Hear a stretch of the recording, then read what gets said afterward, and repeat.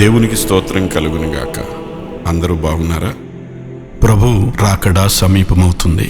దేశ కాలమాన పరిస్థితులు, భౌగోళిక పరిస్థితులు, సాంఘిక పరిస్థితులు, మతపరమైన పరిస్థితులు అన్నింటిని బట్టి మనం చూసినప్పుడు ఇవి ప్రభు రాకడ దినాలు అని ఖచ్చితంగా మనం ఒప్పుకోవలసిందే. ఇలాంటి పరిస్థితుల్లో మనం ఇంకా ఎక్కడ దిగజారిపోతున్నాం, ఎక్కడ పడిపోతున్నాం, ఏ విషయంలో మనం ఇంకా లోటు కలిగి ఉన్నాం, దేవుని సన్నిధిలో మనం జాగ్రత్తగా పరిశీలన చేసుకోవాలి. ఏ స్త్రీకైనను 10 వెండి నాణెములు ఉండగా వాటిలో ఒక నాణ్యము పోగొట్టుకుంటే ఆమె దీపము వెలిగించి ఇల్లు ఊడ్చి అది దొరుకు వరకు జాగ్రత్తగా వెదకదా? లూకా 15:8.